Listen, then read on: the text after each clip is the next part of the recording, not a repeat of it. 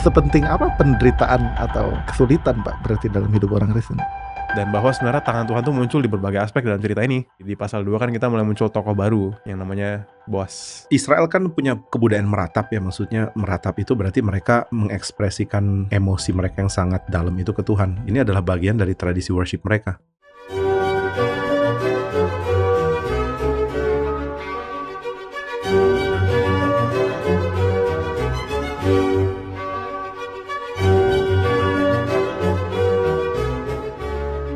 Halo Pak Jimmy. Halo Sam. Halo Denny. Oh, Kita ngobrol-ngobrol lagi dengan orang mati yang lain. orang matinya adalah George Lawson ya. George Lawson. Lebih detail mengenai George Lawson, Pak Jim tolong Pak, help. Setahu saya dia adalah seorang pelayan Tuhan dari Scotland ya, di abad yang ke-19, 18, 19. Kita pilih dia karena dia membahas Ruth. Wah, ini menarik nih. Kita bahas Ruth satu kitab atau memang ada poin-poin tertentu yang George Lawson ini akan bahas? Ini agak beda sama optimisme hakim-hakim kita sih yang 21 pasal kemarin sih. Ini Ruth kan 4 pasal ya, jadi agak bisa sih kita lihat secara run through gitu, keseluruhan gitu. Menarik karena komentarnya bentuknya tuh lebih kayak khotbah sih. Jadi bukan komentari yang sangat detail, bahas asli dan sebagainya, tapi lebih kayak khotbah. Eksposisi ya. Iya, khotbah eksposisi gitu. Eksposisi. Ya mirip kayak kalau Pak Jimmy bikin khotbah eksposisi terus dibukuin kali. Oh, jadi kayak komentari tapi ya nggak jelas ini komentari apa bukan. Cuman pembacanya jadi menyenangkan karena banyak practical applications-nya, terus ringan, pembaca easy untuk dibaca gitu. Oke, kita mulai dari awal Ruth. Jadi Lawson ini di bagian pertama dia menyoroti soal ini sih, tujuan penulisan. Karena biasanya kita menyoroti kitab Ruth ini sebagai tujuan penulisan untuk menarik ke Mesias ya. Garis keturunan Mesias itu dari mana sih? Nah ini nih baca kitab Ruth untuk tahu garis keturunan Mesias. Cuman bagi Lawson dia rasa kayak kalau untuk itu doang sih kayaknya nggak perlu tulis satu kitab kali ya. Maksudnya tulis 1-2 ayat cukup gitu. Tulis kayak Ruth pasal-pasal terakhirnya aja gitu, 18, 19, 20 selesai. Jadi kayaknya nggak mungkin sesederhana ini sih tujuan penulisannya gitu. Tapi Lawson tidak menghilangkan poin itu kan? Poin bahwa kitab ini memang salah satu tujuannya adalah ditulis untuk menunjukkan Tuhan memelihara dan sampai kepada garis keturunan Kristus. The obvious ya, maksudnya itu kan kesimpulan obviousnya dia nggak tutup, nggak. Mungkin itu obvious dari pembacaan kita kali yang sudah baca dari Perjanjian Baru ke belakang gitu ya. Tapi yang paling penting kan ini kitab juga sedang bicara tentang gimana ada Raja Israel namanya Daud itu punya keturunan belakang yang ya somehow ada kaitan dengan kerelaan untuk mengambil orang lain, kerelaan untuk menebus, kerelaan untuk menginclude orang-orang yang harusnya dikutuk, Moab, untuk menjadi bagian gitu. Jadi ada unsur penebus dan ternyata itu dikaitkan dengan Daud. Jadi ya memang spells mesianik gitu. Bahkan di dalam detail-detailnya ya Pak ya. Nggak perlu lihat big picture-nya, oh baru ini apa mesianik gitu. Tapi dalam detailnya pun kita bisa lihat sebenarnya. Ya, saya nggak baca itu di Lawson sih. Antara pembacaan saya yang kurang teliti atau emang. Tapi jangan bilang pembacaan menurut Jimmy Pardede ya, saya masih hidup.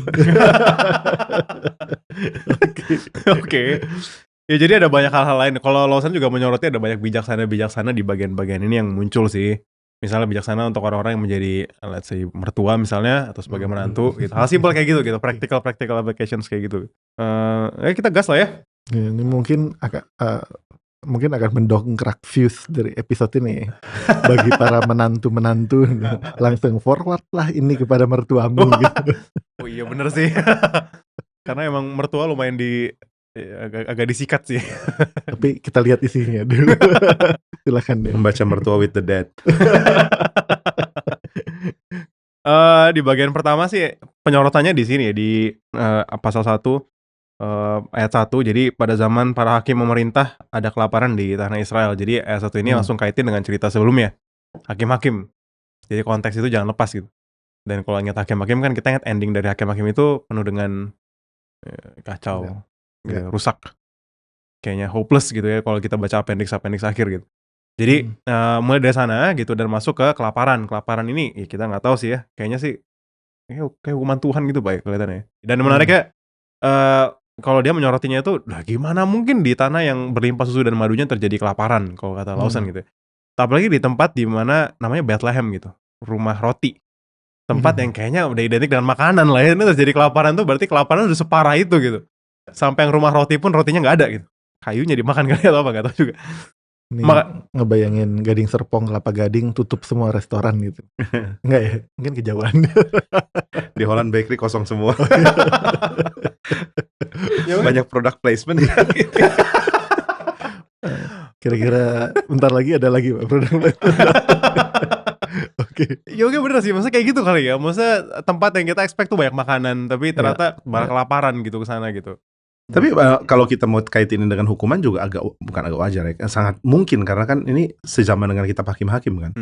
Sehingga ada versi kitab Hakim-Hakim menunjukkan kebobrokan dan luas, dan kitab ini menunjukkan mertua, keluarga, pergumulan gitu, dan ya mungkin aja konteksnya memang Tuhan lagi hukum kelaparannya maksudnya.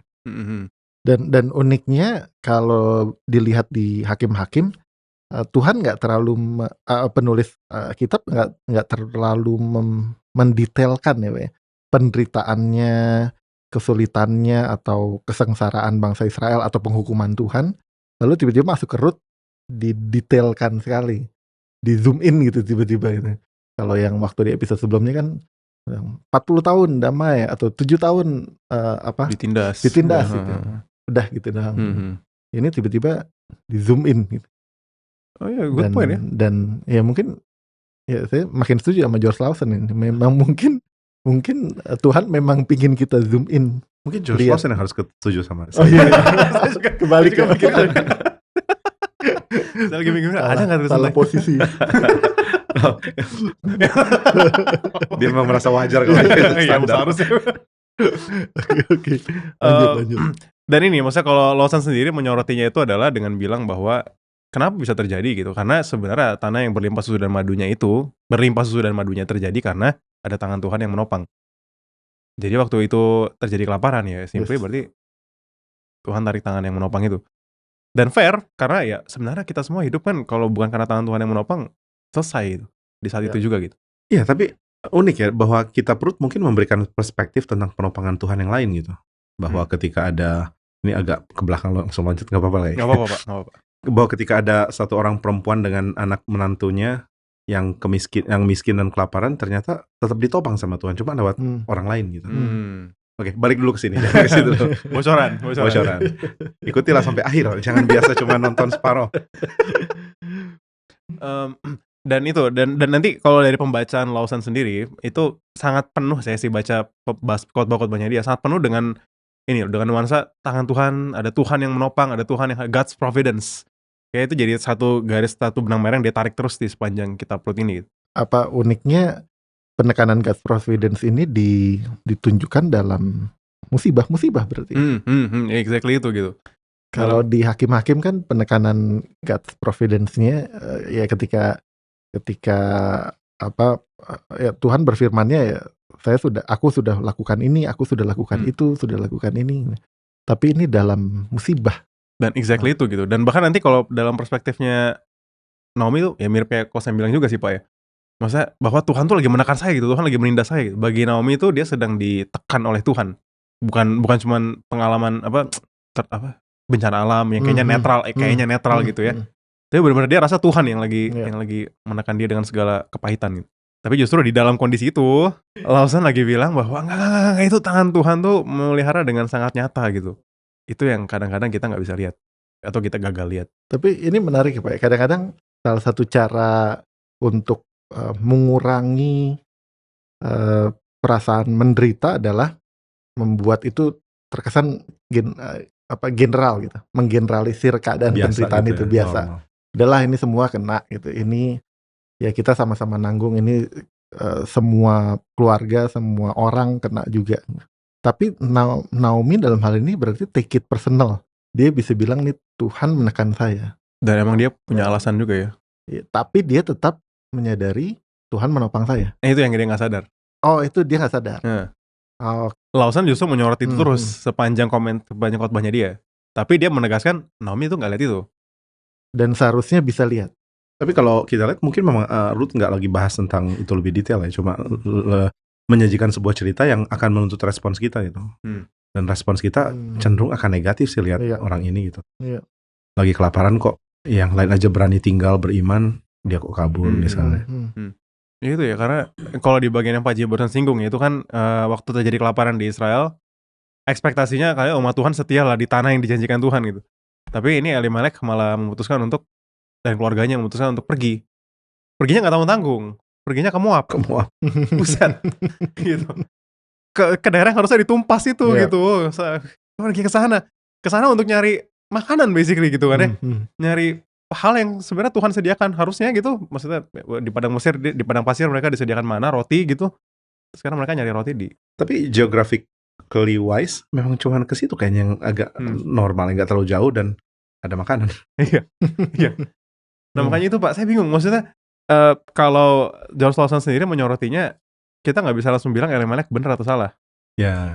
Tapi nggak tahu, maksudnya Pak Jimmy ngeliatnya keputusan dia untuk pergi ke Moab. Bukankah sangat wajar melihat keputusan Elimelek salah kalau kita balik ke belakang gitu, lihat di kitab Hakim-Hakim, jelas-jelas ya tadi Denny bilang harusnya ditumpas. Tapi kalau misalnya orang kelaparan di Tangerang terus nyari makan kemana? Jawa Barat kali ya maksudnya. Nggak mungkin suruh ke Sumatera jauh.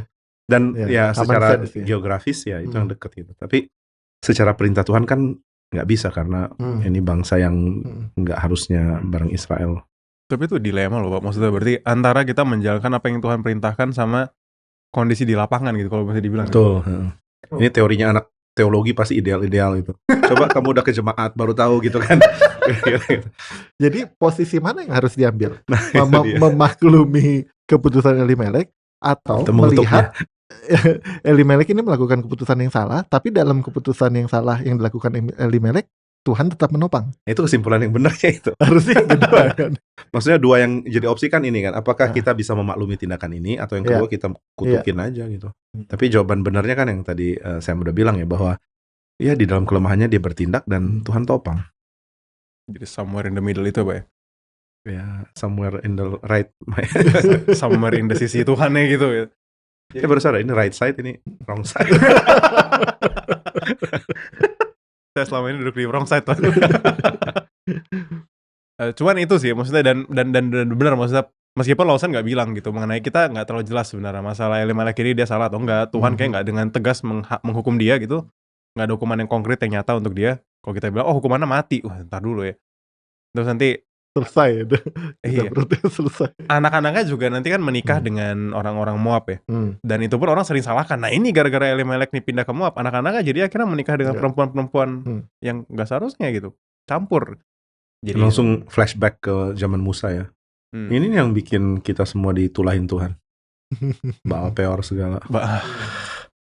Iya loh Pak. Tapi apa emang begitu ya ngeliatnya? Maksudnya langsung dikait-kaitin kesalahannya ke sini gitu ya? Ya normalnya kan. Karena di firman Tuhan yang bilang orang Moab nggak boleh lagi bergabung sama Israel. Jadi normal untuk kita juga asumsikan ya sebenarnya ada bagian di mana ini lemah ya keputusan untuk mereka menikah sama orang-orang Moab. Tapi satu sisi kayak nggak ada opsi lain Pak, di Moab nyari orang Israel.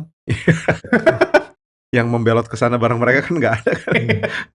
Cuman ya meskipun Lawson juga menyoroti sih, mungkin yang most likely yang keluar dari Israel dalam kondisi kelaparan ini bukan cuman Elimelek. Bukan cuma mereka. Bukan cuma Elimelek doang gitu. Banyak sih yang pergi keluar untuk cari makan. Mati kalau nggak, opsinya mati gitu.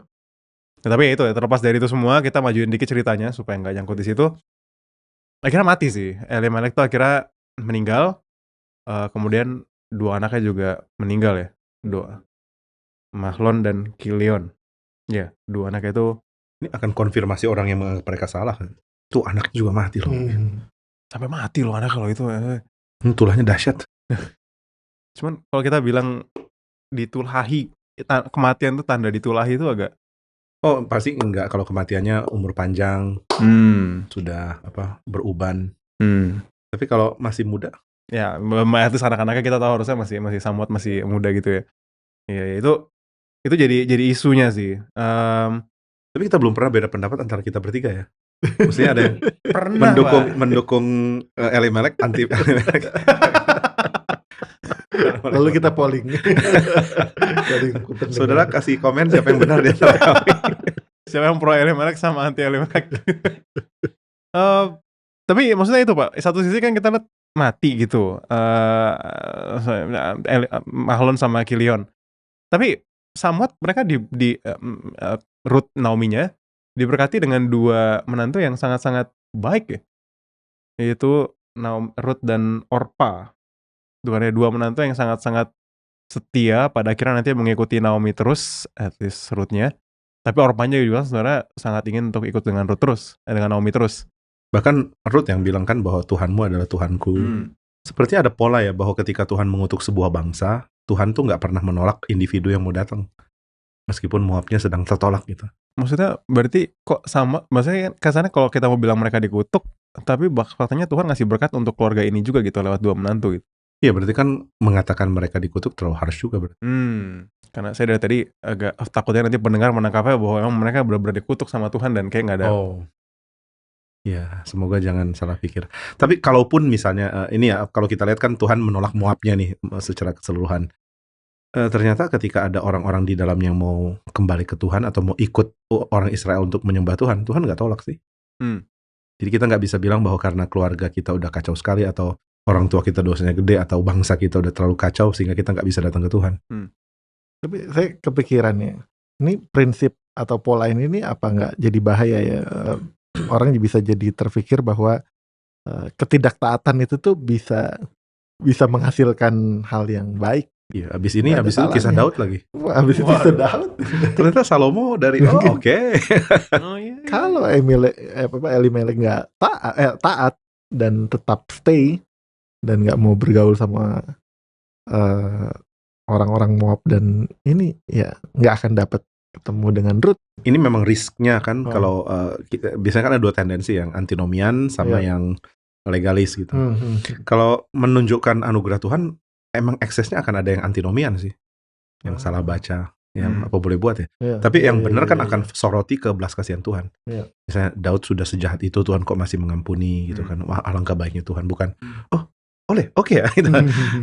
Ternyata gaya Daud masih diterima sama Tuhan. Itu kan yang antinomian ya. Cuma kita nggak bisa tidak menyatakan berita Tuhan karena ketakutan nanti ada yang jadi antinomian. Apa boleh buat. Waktu kita mengatakan misalnya percaya Kristus bukan karena perbuatan kita akan selamat, pasti ada kemungkinan tafsiran antinomian. Dan memang kitab Rut sendiri waktu lihat manusianya gitu Pak, apa yang dikerjakan oleh manusianya, kok emang kayaknya banyak hal-hal yang agak mengkhawatirkan gitu yang dikerjakan oleh tokoh-tokoh dalam cerita ini. Gitu. Jadi emang kalau kita mau mengagung-agungkan Naomi jadi salah juga gitu. Kayaknya Naomi nggak salah sama sekali dalam semua hal yang dilakukan. Kayak nggak tepat juga gitu ya. Kayak banyak hal yang. Dan Lawson nggak akan setuju. Juga Pak. Lawson bilang ya ada bagian-bagian di mana Naomi nggak bisa dibenarkan sih. Bahkan Ruth juga. Ada beberapa yang dikerjakan Ruth juga itu nggak bisa dibenarkan gitu. Tapi ya bukan berarti semua jadi salah gitu. Ya, kayak gitu lah. Ada masa kayak gitu. Dari momen di mana suaminya Naomi dan dua anaknya meninggal, dua anak laki-lakinya itu meninggal, ada ini sih, ada nuansa yang mulai gelap ya di dalam Naomi. Masa kita mulai melihat sepertinya ada rasa yang berat, ada rasa yang pahit dalam kehidupannya dia meskipun belum eksplisit ditunjukkan. Nanti klimaks dari kepahitan dia itu kan ketika dia nanti balik ke Bethlehem. Ketika dia pulang, terus nanti orang tanya, Naomi kah itu gitu kayak Naomi itu figur yang terkenal gitu. Naomi kayak itu, kayak udah lama nggak long time no see gitu Naomi gitu. Terus Naomi dengan tegas memberikan respon yang membuat orang kayak shock gitu. Di ayat 20, tetapi ia berkata kepada mereka, janganlah sebutkan aku Naomi. Naomi itu artinya pleasant ya, menyenangkan. Sebutkanlah aku Mara. Mara artinya pahit, sebab yang Maha Kuasa telah melakukan banyak yang pahit kepadaku. Gitu, jadi pahit.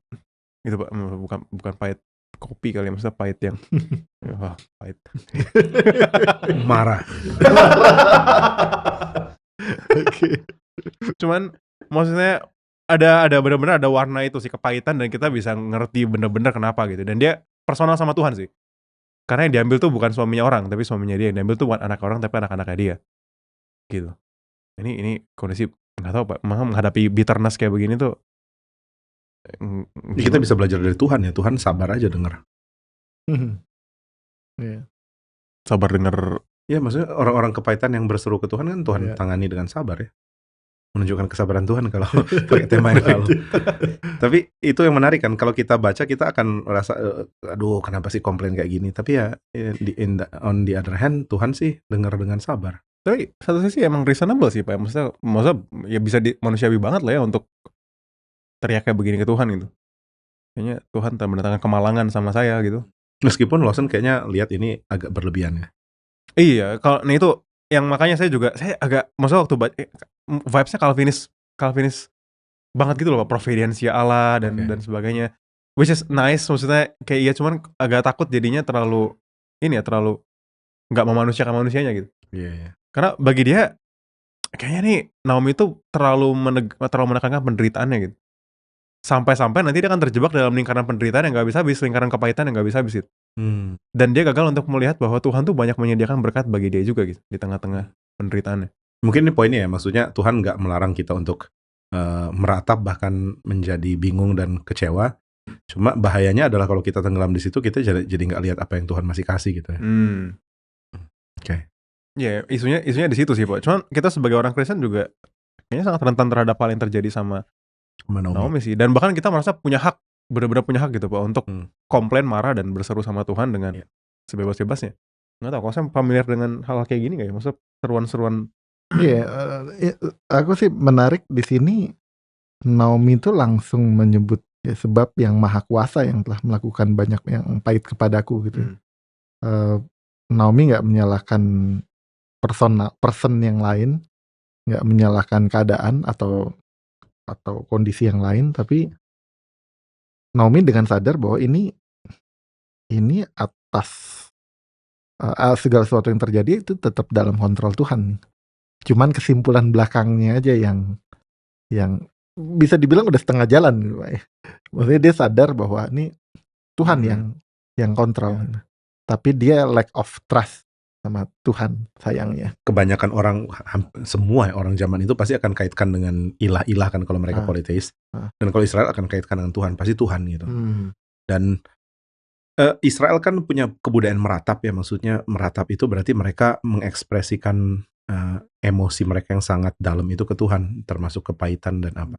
Dan ini mungkin yang kita perlu pelajari bahwa itu adalah tradisi penting dari Israel. Jadi mengungkapkan hal seperti ini adalah bagian dari tradisi worship mereka.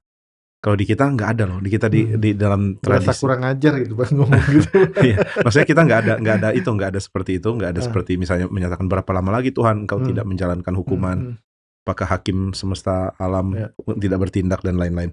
Cuma di liturgi Israel itu ada sih, jadi itu yang menarik ya, bahwa ternyata kita boleh datang ke Tuhan dan meratap, cuma di sini loh tempatnya gitu. Jadi ada liturginya, ada caranya, dan supaya nggak kebablasan juga ada kata-kata yang bagusnya gitu. Iya, ini hal yang kita nggak terbiasa Pak ya di zaman sekarang ya. Ada ahli PL Bruce Waltke kalau masih hidup. Oke. Jadi nggak bisa dikutip terlalu banyak. Dia mengingatkan pentingnya untuk tradisi meratap ini juga ada di zaman modern kita gitu. Karena kalau kita nggak lakukan itu ya, kita bisa jatuh kedua sih. Yang pertama adalah perasaan apatis, maksudnya penderitaan itu ya udahlah dihadapin dengan nggak ada perasaan gitu. Atau yang kedua ya ini coping mechanism yang palsu gitu. Maksudnya kita pura-pura bertahan, pura-pura tetap nggak kecewa sama Tuhan, tapi akhirnya juga nggak menjadi terlalu dekat dengan Tuhan. Kan ketika kita dekat dengan seorang person, tindakan dia akan lebih menyakitkan kita gitu ketimbang kalau kita nggak terlalu dekat. Jadi opsi yang ada kalau kita nggak meratap adalah ya kita jadi nggak terlalu peduli tentang Tuhan lagi gitu. Dan itu buruk. Jadi ini memang tradisi meratap yang jadi bagian dari Israel yang akhirnya jadi harusnya bagian dari gereja juga sih. Memang ada batas, kita bukan orang yang mencela Tuhan, mengutuki Tuhan, pasti nggak mungkin gitu. Tapi ada ada kejujuran di dalam berseru dan mengungkapkan Tuhan kenapa engkau pahitkan hidupku dan lain-lain. Dan itu nggak harus ditutup dengan di reply dengan mengatakan kamu ini kurang bersyukur, lihat dong apa yang baik gitu. Ya lihat yang baik sih bisa, tapi ini lagi lihat yang buruknya dulu gitu. Bagaimana Pak caranya membiasakan atau melatih diri kita belajar tentang meratap ini? Ini agak aplikatif sedikit. Sebenarnya kalau kita lihat di Israel ya liturgi ibadah sih. Jadi yang bertugas mengajar itu adalah ibadah. Jadi di dalam ibadah sebenarnya perlu masukkan unsur meratap juga. Ada specifically di bagian mana Pak? Kita kayaknya belum terlalu banyak gali ke situ. Pengakuan dosa nggak masuk meratap gitu Pak? Bisa, tapi kan pengakuan dosa biasanya kan saya udah salah gitu, bukan hidup saya berat. Karena kalau berseru hidup saya berat, biasanya ditegur sama sampingnya mengatakan itu nggak reform. Jangan terlalu mengasihani diri. Memang sih ada bahaya mengasihani diri ya, tapi kalau orang nggak dikasih ruangan untuk meratap, dia nggak, apalagi di dalam ibadah ya, dia nggak bisa lagi meratap dimanapun. Kalau misalnya konteks di Gary gitu Pak, apa mungkin salah satunya misalnya ya, dalam persekutuan doa, dalam doa bersama, itu mungkin bisa dilatih juga ya. kalau oleh seorang liturgi mungkin agak sulit gitu, tapi dalam liturgis mungkin agak sulit. Tapi ketika doa bersama lebih mungkin. Itu baca Mazmur bersama. Baca Mazmur bersama. Kadang-kadang kan bukan kita yang ngomong ya, tapi kita baca Mazmur. Makanya orang-orang kayak Luther, Calvin itu seneng banget baca Mazmur karena di situ mereka menemukan kemungkinan meratap gitu, ada ventilasinya untuk meratap. Mereka masa menghidupi kalimat dari pemazmur gitu, Pak. Maksudnya kayak jadi kalimat mereka gitu. Betul. Menarik sih. Dan ini juga ya, maksudnya sebenarnya George Lawson juga nggak se-anti itu dengan meratap. Bahkan lebih tepatnya dia nggak anti sih, sama sekali nggak anti gitu. Ya, kan kalau kita lihat tadi penekanan dia adalah jangan itu jadi overshadow God's blessing. Maksudnya kita jangan sampai nggak sadar bahwa Tuhan tetap menopang.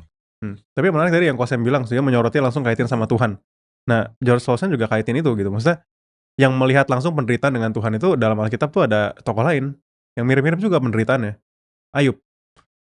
Cuma dalam konteksnya Ayub langsung bisa bilang ya Tuhan yang memberikan, Tuhan yang mengambil juga gitu. Terpujilah nama Tuhan. Ayub bisa langsung datang ke kesimpulan itu gitu. Sementara Naomi ada sisi yang habis itu Ayub kan lupa kesimpulannya. Exactly itu, Pak. Jadi ini menarik sih. Maksudnya dua tokoh ini kayak bergumul mirip gitu. Maksudnya bergumul dengan kematian, kemiskinan juga. Dari yang punya banyak jadi gak punya apa-apa, kelaparan dan sebagainya, kayak susah. Dan bagaimana Tuhan bergumul dengan mereka bergumul dengan Tuhan bergumul dengan mereka. Iya, ketersalingan. Kayak agak beda gitu cara Tuhan deal dengan masing-masing orang dalam kondisi meratap mereka gitu. Jadi emang gak ada pola yang tetap, tapi konteks dan respons itu kena sih. Misalnya kalau saya lihat ini ya, Ayub itu kitab yang luar biasa indah dan ada banyak sekali perspektif. Cuma ada satu sisi yang kadang-kadang kita lupa gitu, bahwa di dalam tradisi Israel kita ini bisa berhikmat kalau menderita kan. Yakobus juga ngomong gitu kan. Kalau kamu sedang ditimpa berbagai penganiayaan, ini adalah ujian dari Tuhan supaya kamu jadi berhikmat. Jadi ternyata hikmat itu bicara keras ke orang yang sengsara gitu. Dan Ayub dibikin sengsara sama Tuhan supaya bisa dengar hikmat. Jadi dia kayak dapat tiket untuk dengar seminarnya Tuhan, dan Tuhan kasih seminar tentang karya penciptaan kan. Makanya seperti nggak nyambung, Ayub lagi menderita kok Tuhan bicara penciptaan.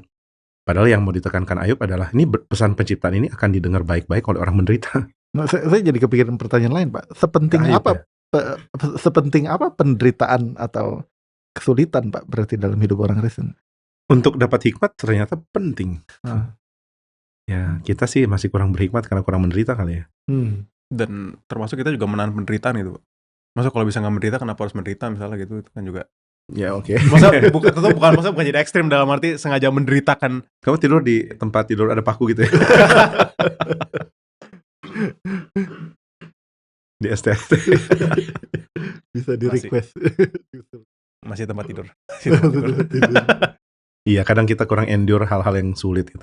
Iya. Tapi penderitaan itu ya in sort of way itu anugerah kan, maksudnya nggak selalu bisa saya mau menderita, kita menderita gitu. Itu ya apa ya istilahnya? Memang dikasih gitu. Maksud saya adalah kita nggak bisa semata-mata karena untuk lebih bijak, lebih mengenal Tuhan saya harus menderita. Saya mau menderita. Agak jadi kayak budaya monastery gitu kali, jadi budaya biara gitu nanti. Maksudnya demi saya mendekatkan diri dengan Tuhan, saya buang semua, lalu saya pergi ke padang gurun. Atau memang sebenarnya semua orang Kristen memang harusnya menderita. Itu gimana posisi yang lagi dalam nih? Very deep. Kayaknya perlu minum kopi juga. Semua orang Kristen harusnya menderita gitu ya, maksudnya. Tapi yang saya bilang tadi bener sih, maksudnya kita kan nggak nyari ya Tuhan yang kasih. Kalau kita sendiri nyari kayaknya nggak bijak juga ya, jadi menyiksa diri. Tapi kan ada hal-hal yang harus kita tempuh dan mungkin itu membuat kesulitan. Maksudnya jadi ekstrim lainnya kan nanti jadi kebergantungan dengan penderitaan, itu kan juga jadi masalah kan. Bahwa kalau kita nggak menderita, kita jadi nggak bisa bertumbuh, misalnya itu juga jadi isu yang lain lagi. Karena Salomo dalam segala kemegahannya kan harusnya juga bisa tetap bertumbuh dalam kondisi itu gitu. Nggak harus dibuat menderita dulu baru akhirnya dia bertumbuh, kan nggak.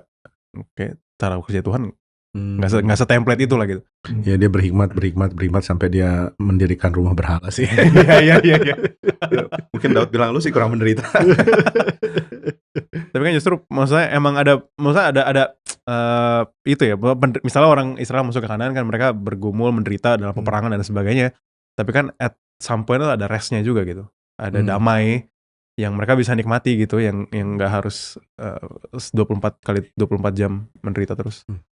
Sebenarnya kalau ingat yang Luther bilang kan teologi salib gitu, penderitaan itu bukan sesuatu yang kita bisa highlight dan sombongkan gitu. Saya udah lebih menderita dari kamu.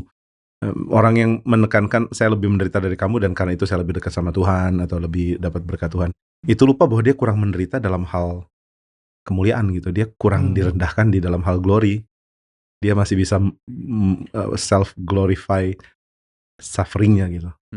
Sedangkan orang ini harusnya menderitanya bukan di dalam penderitaan yang sulit atau fisik, mungkin harusnya penderitaan dia adalah misalnya dipermalukan lah, direndahkan.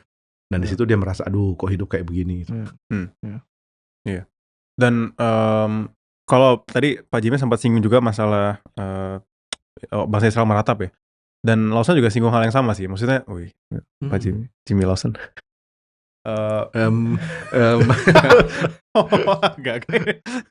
Gak jadi. Nama Lawson ada banyak sih. Oke. Maksudnya kalau saya hampir salah sebut Lawson juga. George Lawson ini juga menyorotinya itu adalah bahwa penderitaan itu bukan ends-nya gitu. Tuhan itu dalam konteks ratapan, Tuhan itu membawa bangsa Israel itu memang untuk meratap sih, untuk menghayati kemeratapan mereka gitu. Untuk masuk ke dalam pergumulan seberapa meratapnya, seberapa tragisnya kehidupan yang sedang mereka jalani sekarang. Gitu dan memang harus dirasakan gitu, seberapa meratapnya kondisi mereka. Tapi meratapnya itu bukan supaya berhenti di situ, kalau kata Pak Billy masih hidup, Pak Billy Kristanto gitu ya. Penderitaannya bukan untuk dipeluk dan dipegang dan nggak dilepas gitu, untuk dicintai dan dihayat dan dinikmati, nggak ke situ sih. Tapi bahwa ujung-ujungnya itu adalah supaya mereka bisa mendengar tegurannya. Dalam ratapan itu akan muncul yang namanya exhortations ya, ada ajaran atau teguran atau didikan yang mau disampaikan. Dalam konteksnya ratapan misalnya, mari kita setelah semua meratapan itu, penulisnya akan membawa mereka untuk melihat, mari kita mencari dan menguji jalan kita, dan mari kita kembali kepada Tuhan, mari kita angkat hati kita dan tangan kita kepada Tuhan yang ada di langit, to God in the heavens. Jadi penderitaan itu membawa mereka kembali kepada Tuhan. Ya, bagi kita yang terlalu adiksi dengan penderitaan, terlalu mencari penderitaan, bahkan gak tenang hidupnya kalau gak ada penderitaan, mungkin itu udah jadi ends-nya kita kali, jadi goal-nya kita gitu. Kita jadi lupa bahwa sebenarnya yang kita sedang dibawa kepadanya itu adalah kepada Tuhan ya, bukan kepada penderitaannya. Dan tapi ada sedikit beda mungkin antara orang dulu dengan kita sekarang gitu di dalam tradisi Kristen. Karena dalam tradisi Kristen kan ada bahaya lah. Maksudnya ada penekanan bahwa salib, pikul salib, penderitaan, kesulitan itu kan bagian dari kehidupan Kristen ya. Sedangkan kalau di dalam perjanjian lama kan unsur yang lebih ditekankan adalah bahwa ada tanah yang berlimpah susu dan madunya. Sehingga orang yang menderita itu bukan cuma menderita, tapi mungkin juga bisa disalah mengerti sebagai orang yang lagi dibuang Tuhan gitu. Sedangkan kekristenan agak beda karena waktu menderita, apalagi kalau menderita di dalam hal yang berkaitan dengan pelayanan, kita humas terus dimarah-marahin orang, pecahin mobilnya atau apapun itulah. Ada perasaan tinggi gitu kan, saya orang hebat. Dibuang. Jadi perasaan dibuangnya nggak ada, sehingga ya kalau itu nggak masuk ya kita jadi memuliakan penderitaan jadi. Dan ends-nya jadi bukan Tuhan karena ya lumayan menyenangkan sih dihormati karena menderita gitu. Kalau minggir sedikit Pak, kan sebenarnya ada satu kasus yang cukup viral beberapa tahun yang lalu gitu Pak. Apa? Viral beberapa tahun yang lalu. Sabuga. Oh, saya terlibat aktif di situ. Maksudnya itu kan juga bentuk penderitaan gitu. Maksudnya kita mau KKR, mau kebaktian Natal, tapi terus dihalangi boleh ya, nggak tahu disensor di mana gitu. Dihalangi ormas dan akhirnya harus hampir batal bahkan gitu. Itu penderitaan juga kan ya, maksudnya. Ya penderitaan capek sih, terus habis itu besoknya diteleponin wartawan terus.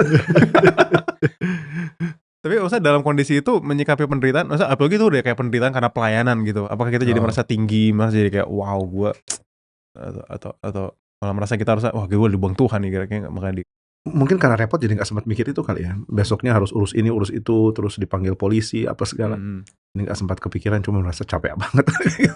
Jangan sampai terulang lagi. Apakah itu menderita atau nggak tahu, tapi yang sangat repot. Cuma mungkin kalau orang bilang ya akhirnya kan setelah itu diulang terus 4.000-an yang datang, banyak yang datang karena sebelumnya menderita dulu gitu. Ya cara Tuhan bekerja lah mungkin, tapi nggak terlalu terasa seperti apa ya, sesuatu yang perlu di glorified atau Ya, jadi ada sih penderitaannya ada, tapi bukan satu hal yang perlu diangkat gimana ya, maksudnya itu saya pikir itu penting sih. Waktu itu udah lewat ya, kita nggak jadi orang yang jadikan itu bagian identitas kita gitu, bahwa ini pernah terjadi sama saya loh. Udah lewat ya, puji Tuhan udah lewat gitu, selesai. Itu menarik sih. Ya termasuk Naomi juga. Naomi nggak pernah mention berkali-kali gitu ya, bermention soal Elimelek atau 2 anaknya mati terus gitu. Sampai di bagian awal sih dia bener-bener pahitnya tuh sampai diulang-ulang terus sih. Dan George Lawson tuh menyoroti itu justru gitu. Maksudnya kadang-kadang tuh kalau orang lagi dalam penderitaan, dia akhirnya masuk dalam sebuah spiral gitu. Spiral ini contoh yang salahnya justru. Exactly. Itu melulu gitu ya. Hidupnya cuma itu. Ya kayaknya hidupnya, maksudnya kalau bagi George Lawson ya, sesederhana dia lihat, maksudnya apakah benar hidupnya Naomi sepahit itu sampai nggak ada sama sekali, itu benar-benar Tuhan tuh nggak muncul sama sekali dalam hidupnya dia gitu. Bahkan sesimpel untuk kita lihat ada dua mertua gawat banget ya. dua menantu yang sangat-sangat baik gitu, Orpa dan Ruth, yang mereka nggak ada untung apa-apa dengan ikutin Naomi gitu. Tapi mereka tetap mau ikut dengan dia, mau beserta dengan dia, mau bersama-sama dengan dia. Dan sampai akhirnya Ruth pun benar-benar ikut sama dia, sampai akhirnya dia menikmati berkat besar lewat kehadiran Ruth, si perempuan Moab itu. Itu kan dalam kehidupannya dia gitu.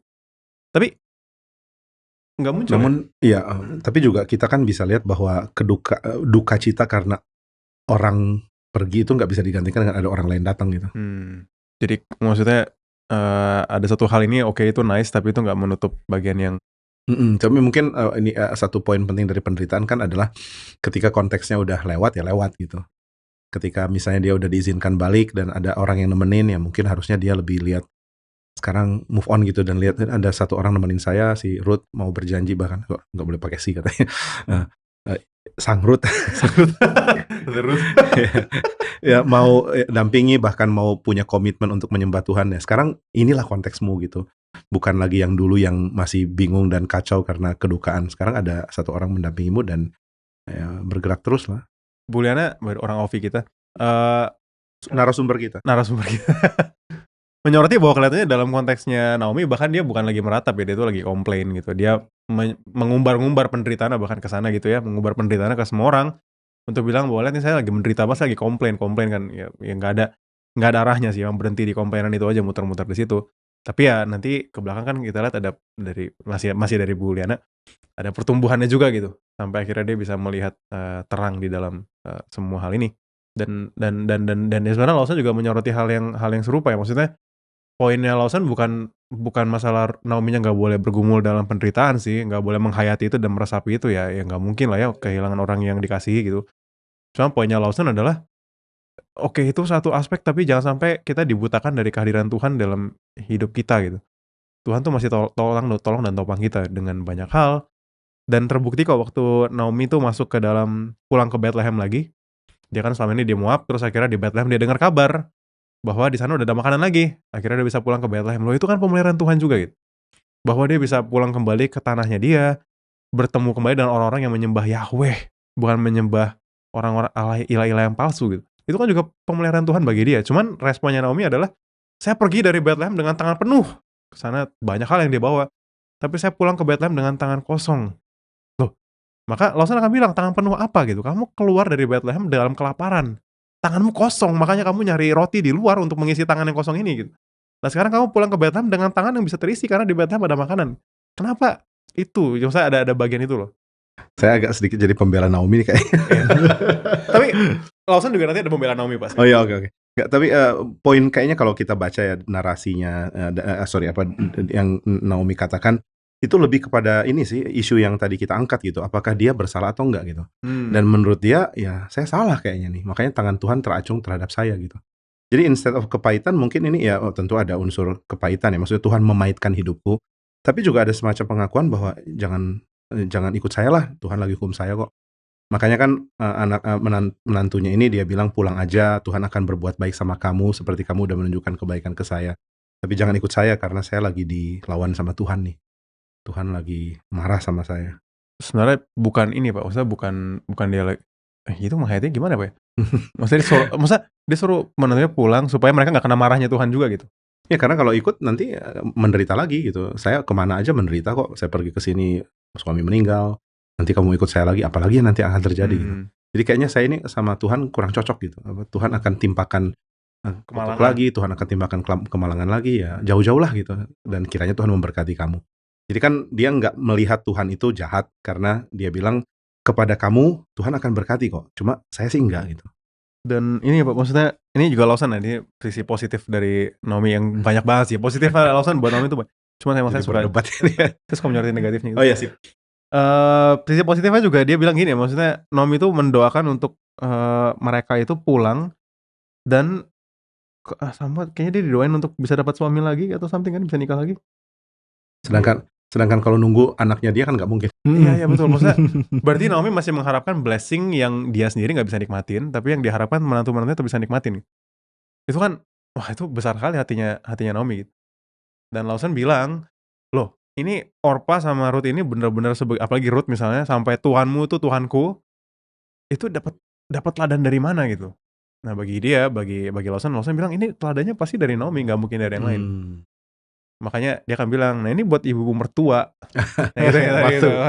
Akhirnya masuk. Untuk para ibu mertua gitu.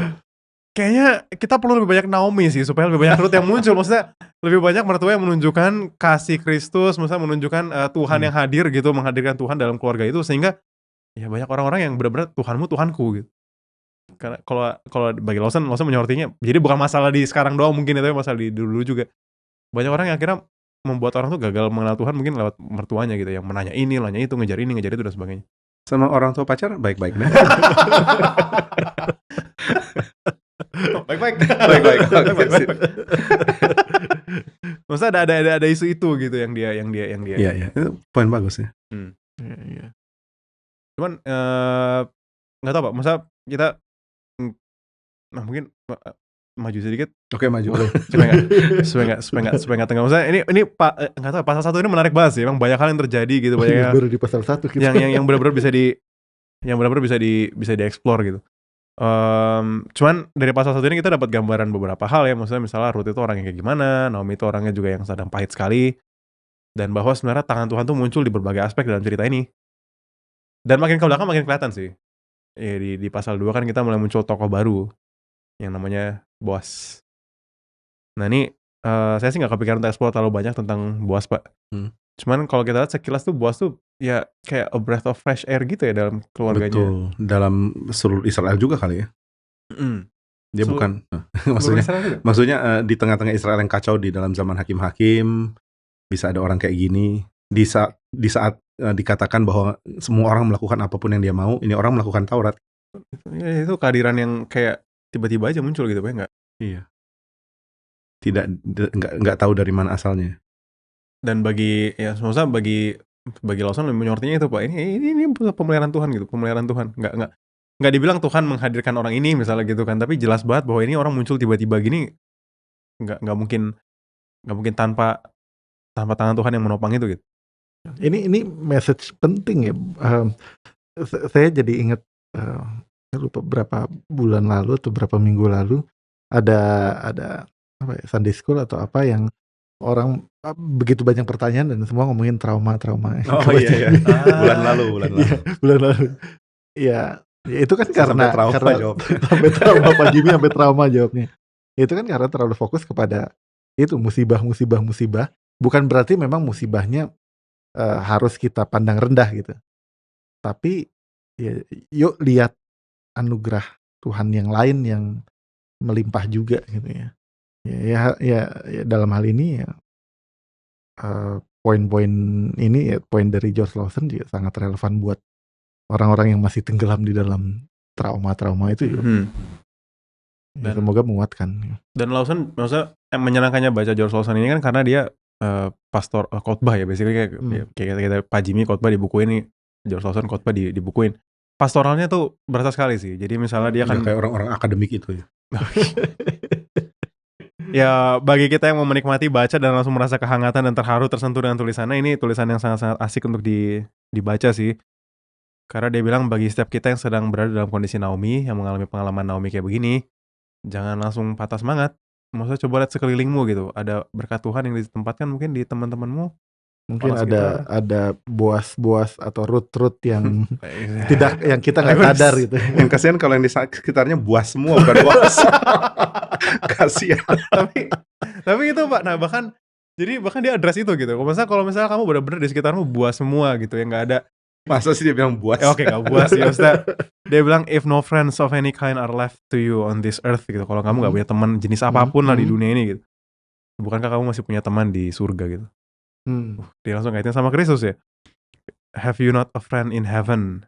Is not Christ the friend of our race gitu? Bukankah Kristus itu ada teman kita gitu? Jadi dia bisa bilang ya pengharapanmu kalaupun nggak di bumi tapi di surga itu ada gitu.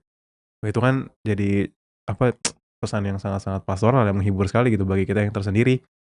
Dan juga dia bilang kita nggak harus menghakimi orang-orang di sekitar kita gitu, yang kita lihat kayaknya orang lagi dihukum Tuhan. Itu misal hal paling simpel tuh. Hal paling simpel tuh misalnya, saya pakai contoh kayak gini kesana saya lagi defensif ya. Misalnya kuliah lama misalnya gitu, simpel itu lah gitu. Misalnya saya 7,5 tahun misalnya kuliah gitu. Sebut saja. Enggak lah, masa sih ada orang sampai segitu. Maksimal 7 kan makanya. Maksimal 7 kan ya. Ya untuk siapapun itu kamu yang mengalami pengalaman ini gitu kan ya. Maksudnya kita mungkin gak mesti langsung judgmental sama dia. Maksudnya dosa apa yang lagi lo kerjain gitu. Misalnya lo dihukum Tuhan. Which dia mungkin akan merasa itu juga. Sama kayak Naomi lah. Maksudnya dia ngerasa banget kok gitu. Merasa lagi dihukum Tuhan. Tapi mungkin kehadiran teman di sekitar itu bukan untuk itu juga kali ya. Maksudnya bukan untuk menghajar gitu aja gitu. Kuliah 7 tahun sih bukan hukuman ya. Karena bisa menikmati kampus lebih lama dari yang lain. Misalnya itu. Masa ada masa satu sisi sebagai orang yang menderita, tapi kadang-kadang kita bisa lihat dari sisi lain sebagai teman dari yang menderitanya gitu. Gitu itu. Ya bagaimana kita sebagai teman dari orang yang menderita tuh bergumul bersama dengan dia ya. Yang paling asik kan menghakimi dia gitu. Lu sih kuliahnya ini gitu. Bahkan di gereja ya, tetap terjadi. Tapi hati-hati lah nanti Denny bilang jangan sebut aku Denny, sebut aku Mara. Karena mengingat nama Denny membuat saya pahit. Sambil minum kopi gitu. Kacau. Tapi ya maksudnya itu menarik juga sih. Naomi minta namanya diganti. Maksudnya jangan dipanggil Naomi karena bagi dia nama Naomi itu mengingatkan dia kan masa lalu yang menyenangkan. Kesenangan yang dulu dia punya gitu. Yang sekarang gak ada. Makanya jangan panggil saya itu karena nama itu mengingatkan saya akan keindahan masa lalu. Panggil saya pahit karena sekarang saya pahit. Ya terus mengenai Boaz bagaimana? Itu komentar dari Lawson? Kalau dari saya basically bukunya 440 halaman kan ya, saya nggak sempat baca semuanya gitu ya, disclaimer dulu. Cuma saya coba untuk lihat beberapa poin penting dari Boaz yang dia soroti ya. Maksudnya saya sih agak nakal Pak, jadi menyoroti bagian-bagian yang negatifnya. Oke. Nggak apa-apa, yang positif tugas saya aja. Cerita Boaz tuh kan seperti udara segar gitu ya di dalam cerita ini kan. Maksudnya dan Ruth, Naomi kelihatan sangat antusias juga dengan karakter Boaz ini karena masih ada hubungan saudara. Gimana ya? Dan Ruth juga masih ada hubungan saudara sama Boaz jadinya karena itu. Dari suaminya. Terus kemudian at some point kayaknya Naomi jadi pengen Ruth itu nikah sama Boaz. Tapi dengan cara yang bagi Lawson sih mencurigakan ya. Suruh tidur di bawah kakinya gitu kayak. Terus kan ini kalau misalnya Lawson Boaz. Kalau misalnya Boaz misalnya karena nama Lawson oke, never mind. Kalau misalnya Boaz lagi dalam kondisi yang dimabukkan dan lagi nggak bisa mikir, lalu dia lihat Ruth yang ada di bawah kakinya kayak gitu, itu kan langsung membuat mereka ya jadi nikah cuma dengan cara yang nggak baik ya. Dan nikahnya tuh nikah yang lewat belakang gitu, tertutup, pintu tertutup gitu. Maksudnya harusnya kan di tempat umum yang terbuka yang terlihat semua orang, pengakuan di depan semua orang bahwa mereka tuh mau menikah gitu.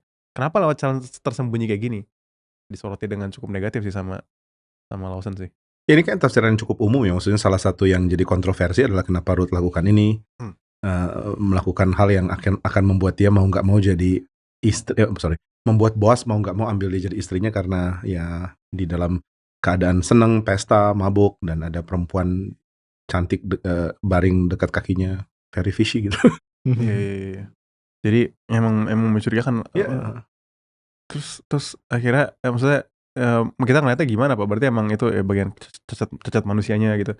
Tapi pemeliharaan Tuhan bikin Boas waktu melihat itu nggak tergoda dan kayak masih lurus gitu. Nah, terus ya kamu Saya nggak tahu ya apakah ada aliran penafsiran yang lain. Mungkin ada juga kalau kita lihat entah itu nanti dari bahasanya atau dari cerita yang mirip. Mungkin bisa ada sisi positif yang saya belum tahu, tapi mungkin yang lebih ngerti bisa nanti koreksi dengan komen di bawah ini bahwa ternyata ada sumber lain yang lihat ini secara positif. Cuma kebanyakan sumber yang saya lihat sih yaitu mengharapkan bisa terjadi pernikahan meskipun akhirnya di dalam jalan yang buruk. Karena kan kalau jalan buruk terjadi kan ya yang pertama adalah Boas tidak sedang tidur dengan seorang perempuan yang adalah suami orang lain karena suaminya udah meninggal. Jadi ini maksudnya harus dinikahi gitu, nggak boleh bertanggung jawab. Dan mungkin ini jadi jalan pintas yang Naomi pikir jadi penyelamat di tengah-tengah keadaan masa depan yang nggak jelas. Ya tapi jadi ini ya, mengingatkan kita sama misalnya kayak cerita Yakub Esau gitu misalnya. Iya. Ya, pakai mode-mode penipuan cara main belakang kayak begitu gitu. Iya. Laban. Kalau ayat 14 kan Boas pun nggak mau diketahui dia ada di situ gitu. Karena kalau ketahuan gawat sekali. Cuma mungkin rootnya kali ya yang dengan polos mengatakan engkau jadi penebus. Jadi maksudnya Naomi suruh dia di situ dan you should know what to do lah gitu. Dan ternyata Ruth nggak tahu apa yang harus dilakukan. Dia malah mengatakan kamu yang jadi penebus kami gitu. Dan Boas menghargai ini. Jadi nggak ada goda-menggoda dan lain-lain. Tapi ayat 14 kan clearly mengatakan aduh jangan sampai ketahuan ada perempuan kesini gitu. Iya. Lawson juga menyoroti hal yang sama sih sama Pak Jimmy gitu. George Lawson. Menyoroti juga bahwa ya ini Boas waktu lihat tuh dia ngerti kenapa Ruth ke situ gitu. Karena Naominya. Jadi dia maklumin apa yang dilakukan. Terus kalau dibilang, loh kan habis itu Boas nggak suruh dia pulang, Boas suruh dia tidur tetap lanjut tidur di situ gitu. Dia bilang, Lawson akan bilang itu gara-gara udah kemalaman sih, bahaya kalau dia disuruh pulang sendirian. Jadi dia biarin tidur dulu di sana dan nggak melakukan apa-apa. Tapi kan pagi-pagi benar sebelum orang-orang pada bangun kan ya. Pagi-pagi benar sebelum orang-orang pada bangun gitu mereka langsung pergi. Dan Ruthnya langsung disuruh diminta untuk pergi sebelum orang dapat kenal mengenal. Gitu. Di ayat 14. Jadi emang kalau Naomi kan meminta Ruth untuk nanti cepat-cepat nyelinap tidur dekat Boas biar dia yang lakukan apa yang dia pikir gitu. Maksudnya udah biar dia aja, dia ngerti kok harus ngapain, lu ikut aja gitu. Tapi Ruth nggak lakukan itu. Ruth malah mengatakan engkau adalah yang harus menebus ini, berpuisi dan mengatakan kalimat yang polos gitu. Again, siapa tahu ada penafsir lain ya, please comment. Dan kalau misalnya penafsir udah deceased sudah lewat. Tolong kasih tahu namanya. Bisa dibahas. Bisa bahas. Tapi ya sih yang saya dapat juga sejauh ini komentarnya emang lebih ke toleransi kayak gitu. Ya setelah itu maksudnya kita bersyukur pemeliharaan Tuhan bagi keluarga ini kan. Boas gak melakukan apa-apa gitu. Dan setelah itu mereka bisa menikah dengan cara yang agak panjang ya birokrasinya. Karena ternyata bukan yang paling dekat untuk menebus, ada yang lain dulu. Iya dan itu ya, maksudnya Lawson tuh curiga. Naomi tuh tahu bahwa Naomi tahu ada yang lebih dekat, tapi Naomi maunya tuh sama Boasnya. Baik soalnya. Iya. Jadi mau bypass. Jangan-jangan KDRT ntar. Makanya karena Naomi mau bypass, jadi akhirnya dia pakai cara ini. Tapi akhirnya Boas pakai cara yang lurus ya. Maksudnya diomongin dulu gitu ya ke. Dan ini bentuk pemeliharaan Tuhan juga. Ya. Karena sebenarnya cara yang gampang adalah cara yang nggak lurus. Sebenarnya. Well, mostly sering gitu nggak sih? Cara yang gampang almost always kayaknya hampir selalu gitu nggak lurus. Nggak rasa gitu ya? Oh, karena masih kuliah belum kerja. Maksudnya cara yang gampang tuh emang biasanya nggak lurus gitu nggak sih? Iya. Ya, saya jadi kepikiran itu, balik lagi ke poinnya Lawson nih. Ini bagian dari penopangan Tuhan ya, mencegah dosa-dosa lain terjadi gitu. Sama ya kredit untuk Boas ya, maksudnya di dalam situasi ini dia mempertahankan kepantasannya, decency. Iya. Akhirnya dia lewat jalan yang legal di depan banyak saksi gitu kan, dia ketemu dengan yang seharusnya yang punya hak untuk mengambil itu. Lalu kemudian diskusi, ini ada tanah dan ada juga Ruth. Yang menarik dia kasih tawaran yang adil ya, maksudnya ada tanah kalau kamu mau, cuman memang ada Ruth. Dia nggak mention dari awal dulu. Nanti ada orang yang harus kamu nikahi yang akan merusak semua pusakamu loh, dan ada tanah gitu. Iya. Makanya pas dengar ada tanah terus dia diokein gitu kan, oke saya beli, saya udah gini ya ceritanya kan. Nah tapi ada tahap selanjutnya gitu. Sih. Ya akhirnya dia menebus, cuman maksudnya saya konteks menebus ini tuh gimana? Maksudnya apa yang terjadi? Maksudnya kenapa mesti menebus? Oke. Jadi di dalam konsep nanti kan Mesias adalah penebus kita, tapi pengertian penebus itu harus kita trace back dari sini sebenarnya. Jadi kita ngerti penebusan Kristus karena kita ngerti dulu yang ini gitu. Nah, jadi di dalam bagian ini kan salah satu yang penting adalah bahwa semua orang itu akan mendapatkan bagiannya, semua suku akan dapat tanah dari Tuhan, dan tanah ini nggak akan teroper kemana-mana. Gitu. Nah, umpama ada kematian atau ada keadaan di mana orang akhirnya bisa kehilangan tanah, tanah itu tetap nggak boleh kabur dari suku yang memiliki tanah itu. Jadi ini tanahnya harusnya jadi milik Mahlon dan seterusnya, turun-temurun.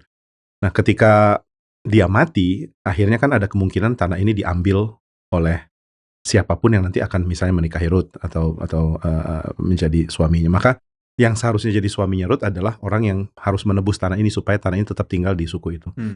Nah, jadi bisa ada pengertian bahwa ketika seseorang kehilangan suaminya dan kehilangan dan gak ada anak gitu ya. Iya, dia sepertinya akan terputus gitu, sukunya akan terputus. Nah, ketika yang menjadi penebus itu dia melanjutkan demi yang lain gitu.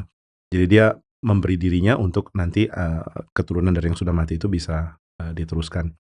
Dan siapa yang akhirnya bisa dipelihara dari kepemilikan tanah ini ya, dia bisa mendapatkannya dengan menjadi istri dari orang yang menebus ini. Gitu.